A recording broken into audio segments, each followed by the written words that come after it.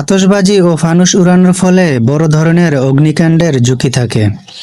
ফানুস ও আতশবাজির ধোঁয়া ও শব্দে পাখি ও অন্যান্য প্রাণীর জীবন বিপন্ন হয়। উচ্চ শব্দে গান বাজনা ও আতশবাজির ধোঁয়ায় পরিবেশ দূষিত হয়।